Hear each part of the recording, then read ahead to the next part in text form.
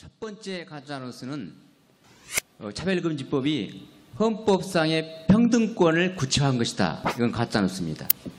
제가 봤을 때는 옆에 우리 명재진 교수님, 헌법 교수님 와서 계시지만 우리 헌법에서 말하는 평등권, 모든 사람 법 앞에 평등하다.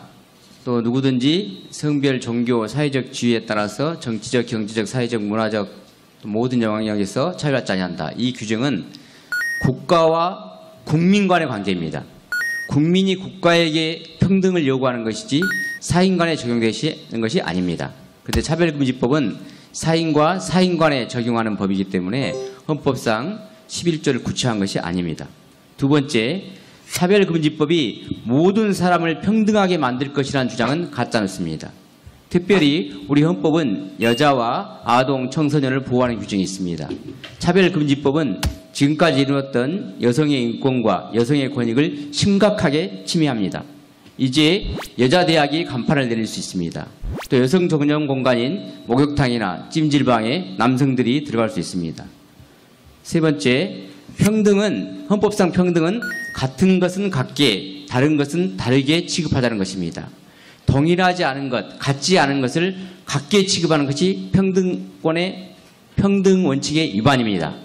그런데 차별금지법은 같지 않은 것, 동일하지 않은 것을 같게 취급하도록 강제하는 것입니다. 이것이 오히려 평등권의 위반이고 평등원칙을 규정한 헌법에 반하는 것입니다. 그리고 네 번째, 이제 목사들이 설교를 하면 처벌받지 않는다. 이 주장에 대해서는 조금 중요하기 때문에 제가 좀 자세히 설명드리겠습니다. 과연 목사님들이 설교가 처벌받느냐, 처벌받지 않느냐. 이 규정은, 이 말은 처벌이란 말의 의미에 대해서 우리가 좀 알아볼 필요가 있을 것입니다. 일단 우리가 처벌이란 말은 사회적으로, 사전적으로, 우리가 헌법, 네이버 사전을 찾아보시면 처벌의 의미는 첫 번째, 형벌에 처함, 두 번째, 위법행위에 대하여 고통을 줌, 이렇게 되어 있습니다. 그러나 첫 번째, 형벌에 처함이라는 의미는 일단 우리가 법을 만들 때도 벌칙에 보면 형벌 이외에 질서벌로 과태료를 규정합니다. 그렇기 때문에 질서벌이 처벌에 들어가기 때문에 형사처벌만을 말한다는 것은 벌써 말이 안 되지요. 그렇기 때문에 우리가 말하는 법적 처벌은 형사처벌만을 의미하지 않고 위법행위에 대하여 고통을 줌, 이렇게 해석할 수 있습니다. 또 해석해야 됩니다.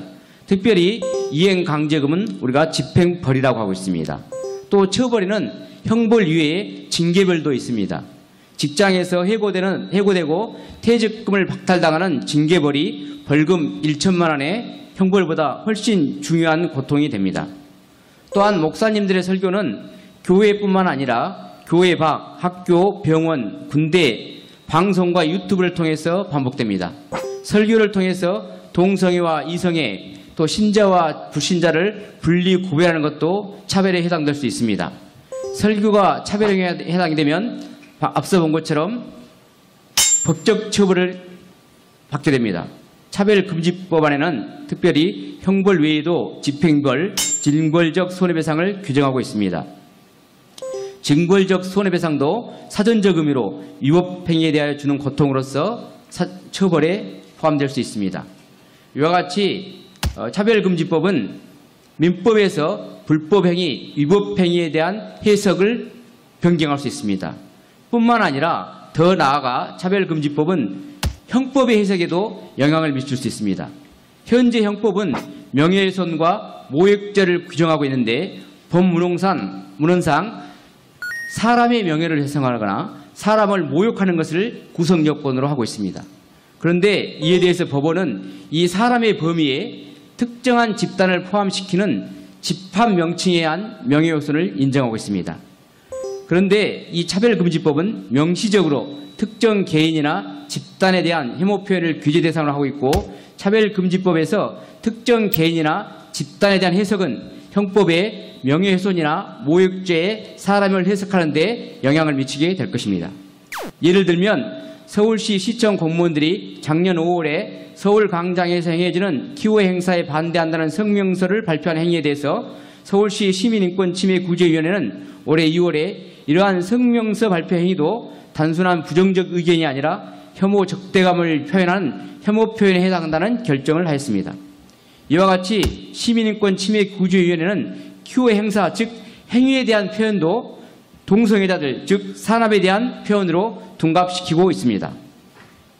지난 4.15 총선에 취임하여 총선 이후 차별금지법 제정을 우려하는 교회 또 총회에서 기독교 가치관을 실현할 수 있는 후보자에게 투표하자는 내용의 설교 내용 또는 전단지를 배포한 사실이 있습니다. 이에 대해서 공직선거법상 특정 후보를 당선되지 못하게 하는 행위에 해당하는지 현재 많은 목사님들이 고발되어 수사를 받고 있습니다. 이렇듯 현재도 목사들의 강단 설교가 유튜브를 통해서 제공되면서 목사들의 설교는 끊임없이 모니터링 당하고 있는 것이 현실입니다. 결국 차별금지법이 적용되면 목사의 설교가 유튜브나 방송을 통해서 제공되는 경우 모니터링을 통해 차별금지법이 정한 법적 제재, 시정명령과 집행벌, 징벌적 손해배상의 위험에 처하게 될 것입니다. 더 나아가 다수 성도 앞에서 공연히 행하여지는 목사의 설교는 집합명칭에 의해서 그 자체로 명예훼손 또는 모욕죄로 형사처벌의 대상이 될 수 있습니다.